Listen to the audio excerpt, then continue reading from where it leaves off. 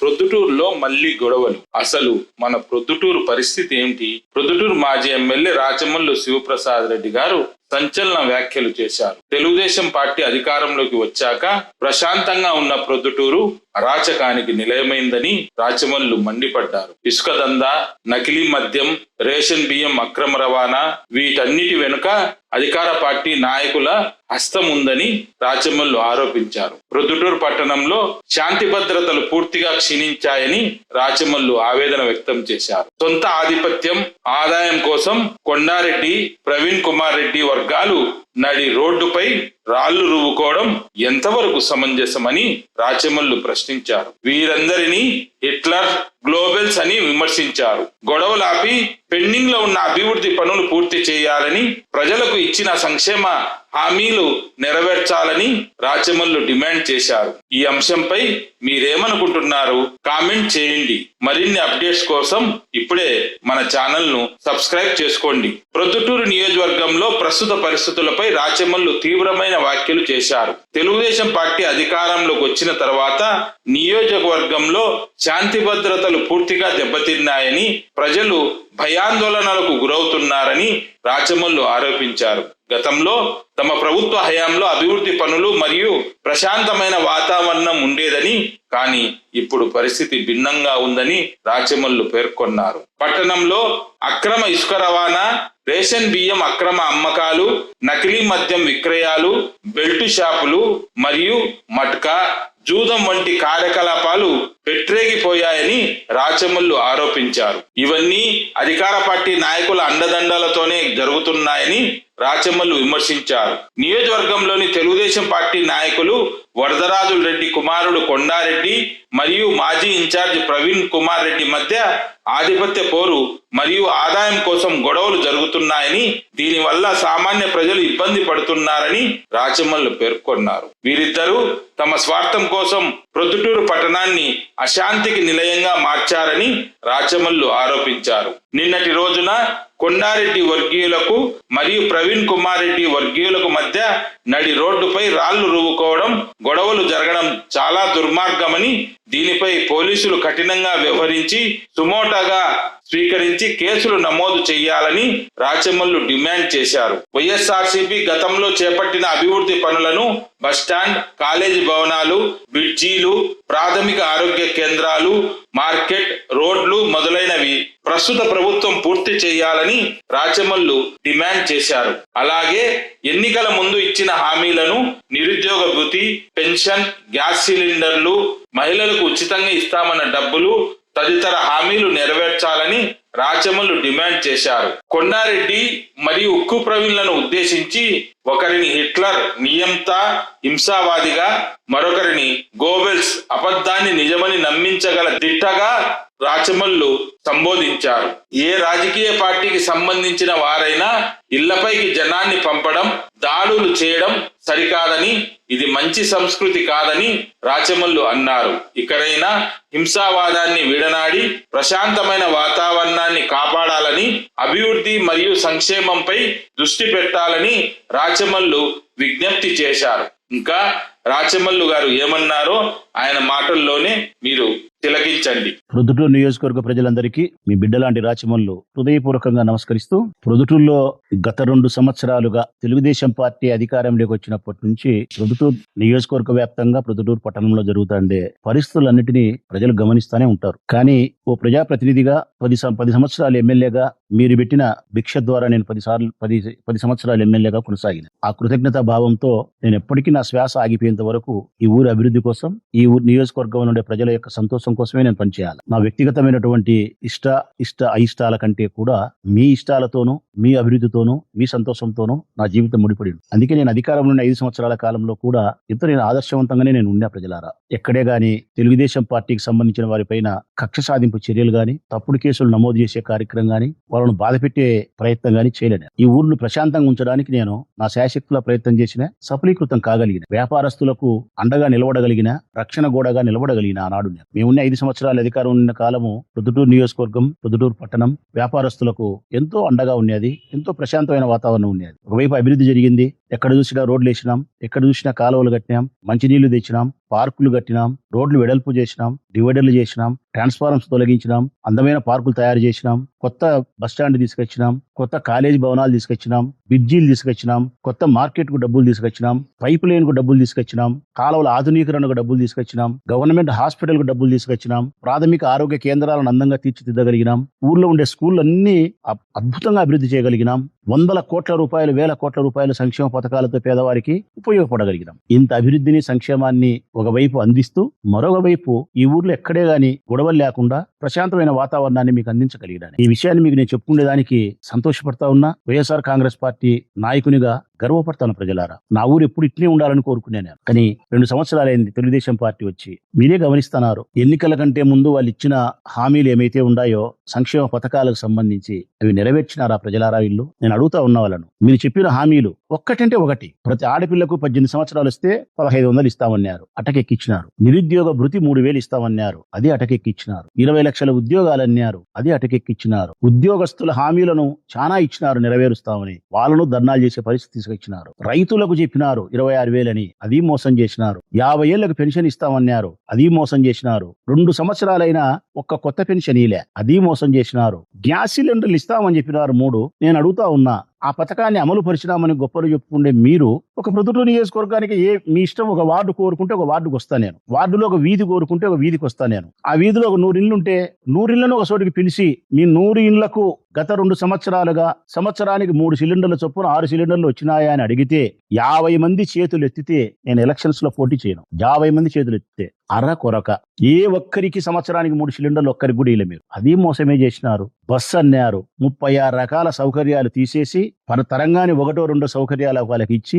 ఆ 1-2 సౌకర్యాలు కూడా సంవత్సరం తర్వాత ఇచ్చి, ఇప్పుడు సంవత్సరం గడచగతలికే ఇప్పుడు మళ్ళా దాన్ని ఎలక్ట్రికల్ బస్సులని ప్రైవేట్ పరం అని చెప్పి మళ్ళా అది గుండుసున్నా జుట్టే ప్రయత్నం చేస్తున్నారు. రైతులకు మద్దతు ధర అన్నారు, అది మోసం చేసినారు. గిట్టుబాటు ధర లేకుండా చేసినారు. ప్రకృతి వైపరీత్యాల వల్ల దెబ్బతింటే ఆ నష్టపరిహారం చెల్లించకుండా వినారు. సంక్షేమం లేదు, ఈ ఊర్లో అభివృద్ధి లేదు. ఎక్కడే గాని ఒక రోడ్డు గాని కాలువ గాని నిర్మించిన దాఖలాలే లేవు. ఈ 2 లేకపోవడం పైగా మరొకటి, ఎక్కడ చూసినా మీరు ప్రొద్దుటూరు నియోజకవర్గంలో ప్రజలారా మీరు గమనించండి, చౌక దుకాణాల ద్వారా పేద ప్రజలు తినాల్సిన బియ్యాన్ని నల్ల బజారుకు తరలించి కోట్ల రూపాయలు దండుకుంటే దానికి తెలుగుదేశం పార్టీకి సంబంధించిన కౌన్సిలర్లే బహిరంగంగా అమ్ముకుంటున్నారు. వరదరాజరెడ్డి కుమారుడు కొండారెడ్డి గారి నాయకత్వంలోనే జరుగుతా ఉంది. అసలు చౌక దుకాణానికి బియ్యం రాకుండా గోడౌన్ నుంచే లారీలే అమ్ముతున్నారు. ఎవరం మీద కూడా చెప్పినాం మేము. ఇసుక అమ్ముతున్నారు విచ్చలివిడిగా. రోజుకి 20-30 లక్షల రూపాయలు విలువ చేసే ఇసుక ఒక చోటనే చౌడూరు దగ్గర ఉండే ఏట్లో నుంచే రోజుకు 30 లక్షల రూపాయలు ఇసుక అమ్ముకుంటున్నారు. ఇక్కడ ఉండే ఏట్లో కాదు, ఎవరికి దొరికిన ఇసుక వాళ్ళు అమ్ముకొని కోటీశ్వరులు అవుతున్నారు. తెలుగుదేశం పార్టీ అధికారంలో వచ్చినప్పటి నుంచి కొండారెడ్డి నాయకత్వం. మందు విచ్చలివిడి నకిలీ మందు, విచ్చలివిడి గోవా మందు, ఎక్కడ చూసినా ఊరా 2-3 బెల్ట్ షాపులు, సంసార నివాసాలు ఉండే చోట ఆడపిల్లలు విద్యార్థులు చదువుకునే పిల్లల చోట కూడా, అది వైఎంఆర్ కాలనీ మోటు కావచ్చు, ఆర్ట్స్ కాలేజ్ రోడ్డు కావచ్చు, సాయిబాబా కొట్టాల దగ్గర కావచ్చు, జన నివాసం ఉండే చోట, ఆడపిల్లలు ఉండే చోట బ్రాందీ షాపులు 24 గంటలు, బార్లు 24 గంటలు, ఎంఆర్పి ధరలు 20-30 రూపాయలు ఎక్కువ ఎంఆర్పి ధర కంటే ఏ బెల్ట్ షాపులైనా గానీ నకిలీ మందు వస్తాది, గోవా మందు వస్తాది. రోజు మన పేపర్లలో చూస్తానే ఉండాం. ఇది వాళ్ళే, తెలుగుదేశం పార్టీ వాళ్ళే. మందు అమ్ముతున్నారు, ఇసుక అమ్ముతున్నారు, బియ్యం అమ్ముతున్నారు. ఇవి చాలా విలువైనటువంటి 100 కోట్ల రూపాయలు విలువ చేసే ప్రభుత్వ భూములను చేస్తున్నారు. చిక్కినోడు 3 సెంటు 4 సెంటు కట్టుకోవడం, అమ్ముకోవడం, ఎకరాలు కొండారెడ్డి తీసుకునేదానికి ప్రయత్నం చేయడం ఇష్టానుసారంగా. ఇది కాకుండా మళ్ళా సెటిల్మెంట్లు చేస్తున్నారు, పంచాయతీలు డబ్బులు తీసుకుంటున్నారు. ఇది కాకుండా మళ్ళా మేము జూదం ఉండకూడదని చెప్పి క్లబ్బులు మూసేస్తే ఈ 2 సంవత్సరాల కాలంలో జార్జి క్లబ్ తెరిచినారు. ఇంకా కొన్ని చోట్ల రూములలో మంగతయాడుతున్నారు, కంపషెట్లలో మంగతయాడుతున్నారు. అది జాలదని క్యాష్ నో పెట్టినారు, గోవాకు తీసుకుపోయి. మట్కా ఎక్కువైపోయింది. ఇన్ని రకాల అసాంఘికమైన కార్యకలాపాలను ప్రొద్దుటూరుకు కేర్ ఆఫ్ అడ్రస్ గా చేసి ఒక్కసారి మీరు వాళ్ళ స్టేట్మెంట్స్ పాత వినండి ప్రజలారా, ప్రొద్దుటూరు ప్రజలారా. వరదరాజరెడ్డి గారు ఏం మాట్లాడినారు, కొండారెడ్డి ఏం మాట్లాడినాడు, ఆ పిల్లోడు ప్రవీణ్ ఏం మాట్లాడినాడు వినండి. ఈ ప్రొద్దుటూరు అంతా ఏందో అరాచకం అయిపోయినట్టు, అసాంఘిక కార్యకలాపాలకు అడ్డయినట్టు, మేము వచ్చిన తర్వాత దీన్ని ఉక్కుపాదం మోపుతామని చెప్పినట్టు, సబ్ రిజిస్టర్ ఆఫీసులు అసలు ఆస్తులే మారుస్తామని మాట్లాడినారు. ఈ రోజు ఎక్కడ చూసినా మట్కా ఉంది, ఎక్కడ చూసినా జూదం ఉంది, క్లబ్బులు బహిరంగంగా తెరిచినారు, బియ్యం అమ్ముతున్నారు, ఇసుక అమ్ముతున్నారు, మందు అమ్ముతున్నారు, భూములు ఆక్రమిస్తున్నారు, సెటిల్మెంట్ చేస్తున్నారు, కాంట్రాక్ట్ వర్క్స్ ఏదన్నా రాని అది కొండారెడ్డి పర్లపాడు మహేశ్వర్ రెడ్డి దౌర్జన్యకరంగా తీసుకోవాలా, వాళ్ళే నాసిరకంగా చేసుకోవాలా, వాళ్ళే సంపాదించుకోవాలి. ఈ పని ఒక్కదాని విషయంలో మాత్రం టెండర్ ప్రవీణ్ వేస్తాడు కాబట్టి ప్రవీణ్ దగ్గరికి పోయి పర్లపాడు మహేశ్వర్ రెడ్డి పోతాడు ప్రవీణ్ దగ్గరికి. ప్రతి పనికి 20 లక్షలు 30 లక్షల రూపాయలు ప్రవీణ్ కు కప్పం కడతానాడో కట్టలేదో వాళ్ళ అమ్మ మీద ఒట్టేసి చెప్పమను చాలు. నేను మా అమ్మ మీద ఒట్టేసి చెప్తా. పొయ్య మహేష్ చెప్పమను, లేకుంటే ప్రవీణ్ చెప్పమను. మీ ఇంటికాడికి పర్లపాడు మహేష్ వస్తానాడా రాలేదా? ప్రతి కాంట్రాక్ట్ వర్క్ విషయంలోనూ నీకు 20 లక్షలు 10 లక్షలు ఆ వర్క్ కు తగినటువంటి మూల్యం కప్పం నీకు కడతానారా కట్టలేదా? వరదరాజురెడ్డి కుమారుడు కొండారెడ్డి పర్లపాడు మహేష్ పంపిస్తాడు. ఆడ మాత్రం లెక్కలు తీసుకుంటే కాడ మాత్రం మీరు సర్దుబాటు అయిపోతారు. ఇవన్నీ ప్రొద్దుటూరులో జరుగుతున్నాయి ప్రజలారా. ఇవన్నీ జరిగిన దానికంటే కూడా నాకు పెద్ద బాధ కలిగే అంశం ఏంటంటే, మీరు సంక్షేమాన్ని అందించనందుకంటే, అభివృద్ధి చేయకుండా ఉండేదానికి ఉండే బాధ కంటే, మీరు అసాంఘిక కార్యకలాపాలను ప్రోత్సహిస్తా ఉండేదానికంటే కూడా నాకు ఎక్కువ బాధ కలిగేది ఏంటంటే గన ప్రొద్దుటూరులో శాంతి భద్రతలు క్షీణింపజేసే దానికోసం మీరు దోహదపడుతున్నారు చూడే, ఇది మరింత దుర్మార్గం. ప్రొద్దుటూరులో గొడవ వాతావరణాన్ని మీరు తీసుకొస్తున్నారు చూడే, శాంతి భద్రతలకు భంగం కలిగించి, ఈ ఊర్లుండే వ్యాపారస్తులకు భయభ్రాంతులు కలిగించి, సామాన్య మనుషులకు భయాన్ని కలిగించే విధంగా మీరు గొడవలకు శ్రీకారం చుట్టినారు చూడే, ఇది నన్ను బాధ కలిగించేదే కాదు. ఈ ప్రొద్దుటూరు సమాజం మిమ్మల్ని ఎప్పటికీ క్షమించదు. ప్రొద్దుటూరు సమాజానికి మీరు మోకాళ్ళ మీద నిలబడి క్షమాపణ చెప్పాల్సిన పరిస్థితి. దీనికి కారణం అభివృద్ధి కంటే గొప్పది శాంతి. ఏ నియోజకవర్గంలో అయితే, ఏ ఊర్లో అయితే ప్రశాంతమైన వాతావరణం ఉంటుందో ఆ ఊరు సంతోషంగా ఉంటుంది, ఆ ఊరు అభివృద్ధి జరుగుతుంది. అభివృద్ధి జరగాలంటే ముందు శాంతియుతమైన వాతావరణం ఉండాలి. శాంతియుతమైన వాతావరణం లేకుండా అభివృద్ధి జరగదు. అభివృద్ధి జరిగినా దాన్ని అనుభవించడానికి మనుషులు సక్రమంగా ఉండరు. దీనికోసం నేను చాలా శ్రమించిన ప్రజలారా 5 సంవత్సరాల కాలం. ఇప్పుడు వీళ్ళు వచ్చిన తర్వాత నిన్నటి దినమే చూసుకుందాం, తెలుగుదేశం పార్టీకి సంబంధించిన వరదరాజిరెడ్డి కుమారుడు కొండారెడ్డి వర్గీయులు, అటుపక్క ప్రవీణ్ కుమార్ రెడ్డికి సంబంధించిన ప్రవీణ్ కుమార్ రెడ్డి వర్గీయులు, ఇద్దరు బాహాబాహి రోడ్డుకెక్కి ఎస్ఎస్ మాల్ విషయమై ఆ కూరగాయల మార్కెట్ దగ్గర, ఆ కూరగాయల మార్కెట్ కు మన ఆడోళ్ళు పోతారు, పిల్లోళ్ళు పోతుంటారు, పెద్దోళ్ళు పోతుంటారు, బజార్ అమ్మడి మనుషులు పోతా ఉంటారు. అటుపక్క వాళ్ళు ఒక 100 మంది, ఇటుపక్క వీళ్ళు ఒక 100 మంది, కొండారెడ్డి వాళ్ళు. ఈ పక్క కొండారెడ్డి వాళ్ళు 100 మంది, ఆ పక్క ప్రవీణ్ వాళ్ళు 100 మంది, 50 మంది. ఇంతింత రాళ్లు వేసుకుంటున్నారు. ఇంతింత రాళ్లు ఎక్కడ ఆ రాయి వాళ్ళకి తగిలి చచ్చిపోయినా గానీ వాళ్ళ కుటుంబ సభ్యులు ఏమవుతారు? ఒకవేళ వాళ్ళకి తగిలితే తగిలి అది వేరే విషయం. వాళ్ళు సచ్చారో బతుకుతారో చంపుతారో. మార్కెట్ పోయిన వాళ్ళు, బజార్ నడుచుకుంటూ పోయేటోళ్లకు, ఈ గొడవకు సంబంధం లేని, రాజకీయాల సంబంధం లేని మనుషులకు ఎవరికైనా తలకు ఆ రక్తం తలకు గన ఆ గాయం అయితే, రాయి తగిలితే బ్రతుకుతాడా? చచ్చిపోడా? ఇంత విచక్షణ జ్ఞానం లేకుండా, ఇంత బరి తెగించి మీరు నట్టి నడి బజారుకి వీధి రోడ్డుల మాదిరి మీరు రాళ్లతో రాళ్లు విసురుకుంటా, కొట్టుకుంటా, మీరు కేకలేసుకుంటా ఇంత జరుగుతా ఉంటే పోలీసులు ఉన్నారు ఆన్నే. ప్రొద్దుటూరు ఉండే పోలీసులు అందరూ ఆన్నే ఉంటారు. రైట్, పోలీసు వాళ్ళకి ఏం తెలుస్తుంది, ఏం చేస్తారని అనొచ్చు. వాస్తవమే, వీళ్ళు కొట్టుకుంటారు, చేసుకుంటారు అనేది పోలీసు వాళ్ళకు ముందస్తుగా తెలుసు కాబట్టి ఎస్ఎస్ మాల్ దగ్గర పోయి గొడవ జరుగుతుందని చెప్పి వాళ్ళ జాగ్రత్తలు వాళ్ళు తీసుకొని ప్రవీణ్ని పిలుచుకొని ఇంటికాడ ఇడిచిపెట్టి ఏదో తిప్పలు పన్నారు. రాళ్ళు వేసుకునేది వాళ్ళ తెలిసిన తర్వాత నివారించే ప్రయత్నం చేసినారు, బానే ఉంది. పోకపోతే లాఠీ చార్జ్ చేస్తారు. ఇప్పుడు కేసులు పెట్టినారా పోలీసులు? వాళ్ళు కంప్లైంట్ ఇయ్యరు, వీళ్ళు కంప్లైంట్ ఇయ్యరు. సో వాళ్ళు కంప్లైంట్ ఇవ్వకపోయినా, వీళ్ళు కంప్లైంట్ ఇవ్వకపోయినా సుమోటుగా పోలీసు వాళ్ళు కేసు పెట్టరా? అటుపక్క 100 మంది, ఇటుపక్క 100 మంది కలిసి రాళ్లు వేసుకుంటే, బాంబులు వేసుకుంటే, ఇంకోటి వేసుకుంటే కేసులు పెట్టరా? కంప్లైంట్ ఇయ్యలేదని చెప్పి గమ్మున ఉంటారా? ఎక్కడైనా గానీ సివిల్ మ్యాటర్ లో అయితే, ఏదైనా ప్రాపర్టీకి సంబంధించిన ఇష్యూస్ అయితే గన నేను నువ్వు వ్యక్తి పోయి కంప్లైంట్ ఇవ్వాలా. క్రిమినల్ యాక్టివిటీకి సంబంధించి ఎప్పుడైనా సరే, క్రిమినల్ యాక్టివిటీకి సంబంధించి వాళ్ళే నేరం జరిగిందని కంప్లైంట్ ఇవ్వాల్సిన అవసరం లేదు. పోలీసులకు ఇది తెలియని చట్టం ఏం కాదు, అందరికీ తెలిసినదే. 41 CRP ప్రకారము సుమోటుగా వాళ్ళు కేసు కట్టొచ్చు, మనం ఎవరు పోయి కంప్లైంట్ ఇవ్వచ్చు. నాకు తెలిసినంత వరకు లోకల్ స్టాండ్ అంటారు. లోకల్ స్టాండ్ అంటే ఎవరైనా కంప్లైంట్ ఇవ్వచ్చు. మరి పోలీసులు కేసులు కట్టరు. కారణం, తెలుగుదేశం పార్టీకి సంబంధించిన నాయకులు బాహాబాహిగా నట్టి నడిపదాల్లో రాళ్ళు వేసుకున్నా, బాంబులు వేసుకున్నా, అది ఎవరికి తగిలి ఎవరు సచ్చినా బతికినా కూడా పోలీసులు కేసులు కట్టరా? ఇదెక్కడి న్యాయం అండి? ఇదెక్కడి చట్టం? నేను పోలీసులకు విజ్ఞప్తి చేస్తా ఉన్నా, ఇంత ప్రొద్దుటూరు సమాజానికి భయాన్ని కలిగించే విధంగా, ప్రొద్దుటూరు పౌరుల యొక్క ప్రాణాలకు ఇబ్బంది కలిగించే విధంగా నట్టి నడి రోడ్లో రాళ్ళు వేసుకుంటే, ఇంత లావు రాళ్ళు వేసుకుంటే, మీ సమక్షంలో వీడియోలుండి మీ సమక్షంలో జరిగితే మీరు సుమోటోగా ఎందుకు కేసు కట్టారు? అటుపక్క 100 మందో, ఇటుపక్క 100 మందో, ఎంతమంది అయితే ఉండారో మీరు వీడియోలలో గమనించి వాళ్ళందరినీ ముద్దాయిలు చేయాల్సిన బాధ్యత, కేసు రిజిస్టర్ చేయాల్సిన బాధ్యత పోలీస్ శాఖ పైన ఉందని చెప్పి నేను డిమాండ్ చేస్తా ఉన్నాను. కానీ మీరు కేసు కట్టరు. తప్పనిసరిగా ఈ రోజు ఎవరో ఒకరు వచ్చి మీ కంప్లైంట్ ఇస్తారు బాధితులు. కంప్లైంట్ ఇచ్చిన తర్వాత కూడా మీరు కేసు కట్టకపోతే కదా హైకోర్టులో వేయాల్సి వస్తుంది, హైకోర్టులో కేసు వేయాల్సి వస్తుంది. దీని మీద దయచేసి పోలీసులు నేను విజ్ఞప్తి చేస్తా ఉన్నా, ప్రొద్దుటూరు సమాజాన్ని శాంతియుతమైన వాతావరణం ఉంచడానికి ఇటువంటి రాజకీయ వర్గాలు అల్లరి మూకలుగా సమాజాన్ని భయప్రాంతాలకు గురి చేసేటప్పుడు, శాంతి భద్రతలకు భంగం కలిగించేటప్పుడు వారిపైన చట్టపరమైనటువంటి యాక్షన్ తీసుకోవాల్సిన బాధ్యత పోలీస్ శాఖ పైన ఉంది. వారిపైన తగు రీతిన కేసులు నమోదు చేయాల్సిన బాధ్యత మీ పైన ఉంది. మీరు ఆ బాధ్యత స్వీకరించకపోతే ఆ బాధ్యతను మీ చేత అమలు పరచడానికి మేము న్యాయస్థానాన్ని ఆశ్రయించాల్సిన పరిస్థితి కూడా మా పైన ఉంది. ఒక ప్రజలను అడుగుతా ఉన్నా నేను, వీళ్ళ గొడవకు కారణమేమి? రెండే రెండు ప్రజలారా, కొండారెడ్డికి ప్రవీణ్ గొడవకు కారణం ఏంటంటే రెండే రెండు. ఒకటి ఆదాయం కోసం, రెండు ఆధిపత్యం కోసం. ఒకటి ఆదాయం కోసం, ఒకటి ఆధిపత్యం. కాంట్రాక్ట్ వర్కుల కాడైతే పల్లపాడు మహేశ్వరుడి పోయి రాజీ పడతారు, ఇంకొక విషయంగా రాజీ పడకుంటే కొట్లాడు. చెప్పినా కదా నేను, బొల్లవరం దగ్గర ఉండబడినటువంటి భూమి ఏదైతే ఉందో, అసైన్మెంట్ ల్యాండ్ ఏదైతే ఉందో 10 ఎకరాల భూమి, 9 ఎకరాల 60 సెంట్లు, అందులో కొంత 1 ఎకరాకు 2 ఎకరాలకు సంబంధించి ఆ అగ్గిరాముడు అనే వాళ్ళతో నుంచి అగ్రిమెంట్ చేసుకున్నాడు ప్రవీణ్. ఎప్పుడో 15 ఏళ్ల కిందట. ఆ అగ్రిమెంట్ చెల్లదు, చేసుకున్నాడు. నేను చేసుకున్న అగ్రిమెంట్ భూమి నాది అని ప్రవీణ్ అంటాడు. లేదు, వాళ్ళతో ఇప్పుడు మేము లోపరుచుకున్నాం, మొత్తం 10 ఎకరాలు మింగేసేదానికి ప్రయత్నం చేస్తున్నాం కాబట్టి నువ్వు అడ్డం రావద్దని చెప్పి కొండారెడ్డి అంటాడు. ఆ వివాదాస్పదమే పోలీస్ స్టేషన్ 3 టౌన్ లో పోలీస్ స్టేషన్ ఎక్కింది ఓ 15 రోజుల కిందట. చౌటపల్లి లక్ష్మీరెడ్డి వినాడు, మునివర వినాడు, కిడ్నాప్ అని పెట్టినారు. ఆ కిడ్నాప్ చేసిన వాడిని ప్రవీణ్ పిలుచుకొని వినాడు. సిఈ దగ్గర పంచాయతీ జరిగింది, గొడవ జరిగింది. ఆ భూమి విషయమయ్యే, ఆ 150 కోట్ల భూమికి సంబంధించిన విషయమై 1 ఎకరాకు 2 ఎకరాలకు ప్రవీణ్ కూడా అగ్రిమెంట్ ఉందని చెప్పి ఆయన ప్రయత్నం చేసి దానికి తకరారు. అక్కడ లెక్కాచారాలు కుదరక ఈ గొడవ. అంటే ఆదాయాలు పంచుకుండే చోట ఇసుక నువ్వే అమ్ముకుంటున్నావు, నేను అమ్ముకోలే. జూదం నువ్వే జరుపుతున్నావు, నేను జరపలే. మందు నువ్వే అమ్ముకుంటున్నావు, నేను అమ్ముకోలే. ఆదాయ వనరుల దగ్గర ఒకటి, రెండవది ఆధిపత్యం. నేను ఎమ్మెల్యేను, నేను చెప్పిందే జరగాల. ఈ ఊర్లో నా ప్రకారమే ఆదాయం గాని, పేరు ప్రఖ్యాతి మొత్తం నాదే హుకుం. ఏ సీఐ అయినా ఎంఆర్ఓనే ఎవడే నా దగ్గరికి రావాలి, నా ప్రకారం రావాలని ఈయనంటాడు. నేను తెలుగుదేశం పార్టీలో అన్నిలో కష్టపడినటోని, ఇన్ఛార్జిగా ఉన్నటోని, నాకు పెత్తనం లేకుండా ఎట్టుంటుంది, నాకు కూడా పెత్తనం ఉంది, నేను తెలుగుదేశం పార్టీ అని చెప్పి ఈయనంటాడు. అంటే వీళ్ళ ఆదాయాల కోసం, వీళ్ళ ఆధిపత్యాల కోసం ప్రొద్దుటూరు పట్టణాన్ని శాంతి భద్రతలకు దూరంగా ప్రజలు భయభ్రాంతులకు గురి చేసే విధంగా గొడవలు పడతారా?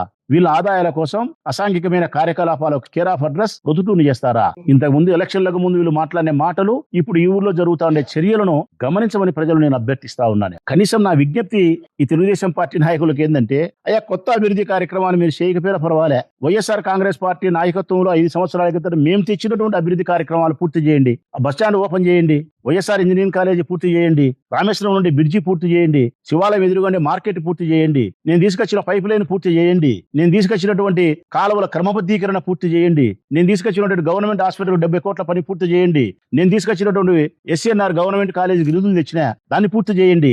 మేము ఏ అభివృద్ధి కార్యక్రమాలకైతే జగన్మోహన్ రెడ్డి గారి దగ్గర నిధులు తెచ్చినామో, సగం పనులు చేసినట్టు కొన్ని పనులు చేసినట్టు కొన్ని ఉంటే ఆ పనులు పూర్తి చేయమని చెప్పి మిమ్మల్ని విజ్ఞప్తి చేస్తా ఉంది ప్రొద్దుటూరు ప్రజానీకం. ఆ ప్రొద్దుటూరు ప్రజల తరపునే నేను విజ్ఞప్తి చేస్తా ఉన్నా.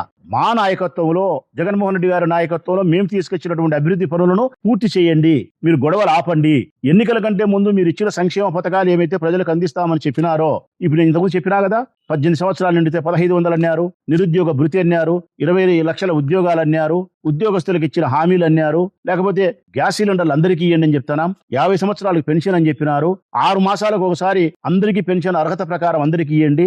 ఇవన్నీ కూడా సంక్షేమ పథకాలను ఎన్నికల కంటే ముందు ఇచ్చిన హామీలను నెరవేర్చండి అని చెప్పి ప్రజలు మీ నుంచి ఆశిస్తున్నారు. కానీ మీరేం చేస్తున్నారు? మీ నుంచి ప్రజలు అభివృద్ధిని ఆశిస్తున్నారు, మీ నుంచి సంక్షేమాన్ని ఆశిస్తున్నారు, మీ నుంచి ఊరు ప్రశాంతంగా ఉండాలని ఆశిస్తున్నారు. మీరేం చేస్తున్నారు? మేము అభివృద్ధి చేయము, ఎన్నికల కంటే ముందు చెప్పిన సంక్షేమాన్ని ఇయ్యము, ఊరు ప్రశాంతంగా ఉంచము, మేము మందు అమ్ముతాము, ఇసుక అమ్ముతాము, బియ్యం అమ్ముతాము, భూములు అమ్ముతాము, సెటిల్మెంట్లు చేస్తాము, కాంట్రాక్ట్ వర్కులను దౌర్జన్యంగా తీసుకుంటాము, మేము సంపాదించుకొని మా అధికారాన్ని హుకుం చేస్తాము, మీరు నోరు మూసుకొని పడి ఉండని చెప్పి ప్రజల్ని మీరు బాధిస్తున్నారు. మీరు విచిత్రం ఏంటంటే, వాళ్ళు కొట్లాడుకొని మళ్ళీ మధ్యలోకి నా పేరు తీసుకొచ్చారు.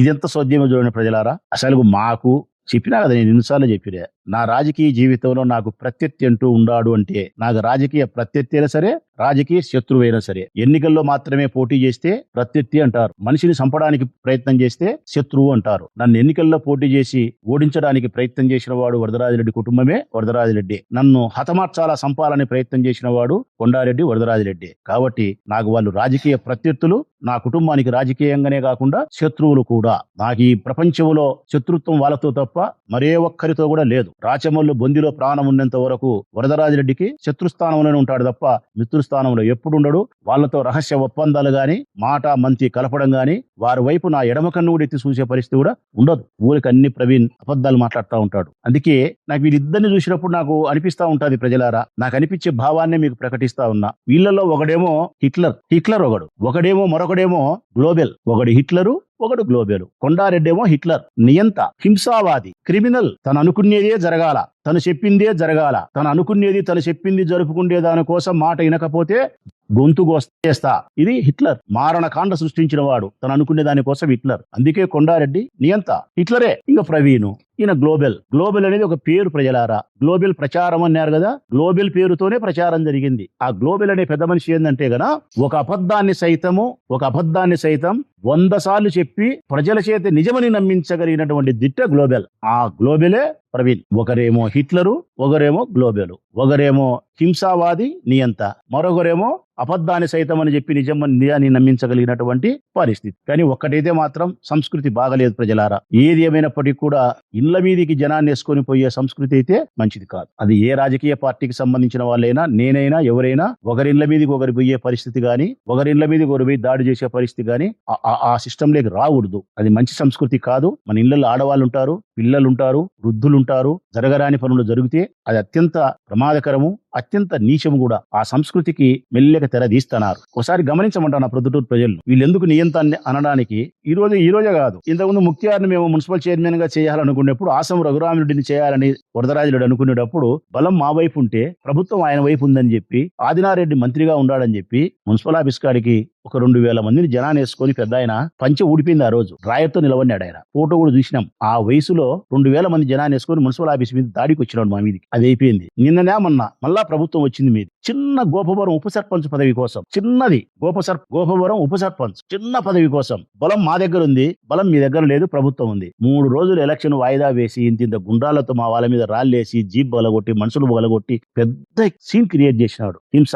మళ్ళా అది అయిపోయింది. మళ్ళా ఇప్పుడు నిన్న ఎస్ఎస్ మాల్గాడి వాళ్ళు పోయినారని చెప్పి ప్రవీణ్ ఇంటి మీదకి మనుషులు పిలిచిపోయి దాడి చేసే ప్రయత్నం చేస్తే సేమ్ ఇదే కదా. అంటే మీ జీవిత పర్యంతరము మీరు దాడి చేస్తానే ఉంటారు, హింసను ప్రేరేపిస్తానే ఉంటారు, మీ నియంతృత్వపు పోకడు చేస్తానే ఉంటారు. ఫైనల్ గా శాంతి పావురం అంటారు. ఇది నాకెందుకు అర్థమే కాలేదు. మీరు మనుషులు కొట్టారు, మనుషులను చంపుతారు, మనుషులు మీదికి పోతారు, ఇళ్ల మీదికి పోతారు, అప్రజాస్వామికంగా ఎన్నిక కావాలని చూస్తారు. మళ్ళా 5 పెచ్చు లాస్ట్ ఏమంటారు, నేను శాంతి దూతను, నేను శాంతి కాముకుణ్ణి, నేను శాంతి పావురాన్ని, ప్రొద్దుటూరు నియోజకవర్గాన్ని నేనే ప్రశాంతమైన వాతావరణంలో ఉంచినా అంటే ఇది ఎక్కడ న్యాయం? ఇది నేను ఇప్పుడైనా విజ్ఞప్తి చేస్తా ఉన్నా. ఇక నుంచైనా ఈ హింసావాదాన్ని మీరు విడనాడండి. మీరు ఇద్దరు బజార్కి ఎక్కి రోడ్లు వేసుకునే పరిస్థితి, రాళ్లు వేసుకొని కొట్టుకునే పరిస్థితి నుంచి బయటికి రాండి. మీ వలన ప్రొద్దుటూరు ప్రశాంతతకు భంగం కలిగించే స్థితి ఉండకూడదు. పోలీసులు కూడా జోక్యం చేసుకోవాలా. వాళ్ళ తెలుగుదేశం పార్టీ అధిష్టానం జోక్యం చేసుకోవాలని చెప్పేంత పరిస్థితి నాది కాదు. ఎందుకంటే నేను ఆ పార్టీ కాదు కాబట్టి వాళ్ళకి నేను సలహా ఇవ్వాల్సిన అవసరం లేదు. కానీ మీ పార్టీ యొక్క బ్రతుకు బజార్న పడతా అంది, కుక్కలించిన ఇస్తరైతా అంది. మీ బ్రతుకు, మీ పార్టీ బ్రతుకు కుక్కలించిన ఇస్తరైతే మాకు వచ్చిన నష్టం లేదు. కానీ మీ వాళ్ళ వలన ప్రొద్దుటూరు సమాజానికి భంగం కలుగుతా ఉంది, నష్టం కలుగుతా ఉంది. పోలీసులు అయితే నేను విజ్ఞప్తి చేస్తా ఉన్న ప్రజలారా, మీ తరఫున దీని మీద చర్యలు తీసుకోవాలా, కేసులు కట్టాలా. మరొకసారి ఇటువంటి సంఘటనలు జరగకుండా పోలీస్ శాఖ గట్టిగా పని చేయాలా. ఇద్దరు తెలుగుదేశం పార్టీ నాయకులకు నేను హితవు పలుకుతా ఉన్నా. మీ ఆదాయాల కోసము, మీ ఆధిపత్యం కోసం ప్రొద్దుటూరు పట్టణాన్ని ప్రశాంత వాతావరణకు దూరంగా తీసుకుపోవద్దు, ప్రశాంతంగా పెట్టండి. ఈ ప్రొద్దుటూరు పట్టణ ప్రజల వైపు నుంచి మిమ్మల్ని అభ్యర్థిస్తా ఉన్నా. మేము తెచ్చిన అభివృద్ధి కార్యక్రమాలను పూర్తి చేయండి. ప్రొద్దుటూరు సామాన్య ప్రజల వైపు నుంచి మిమ్మల్ని అభ్యర్థిస్తా ఉన్నా. ఎన్నికల కంటే ముందు ఇచ్చినటువంటి సంక్షేమ పథకాలను అమలు పరచండి. ఇదే మీకు నేను చెప్పే హితవు, అభ్యర్థన.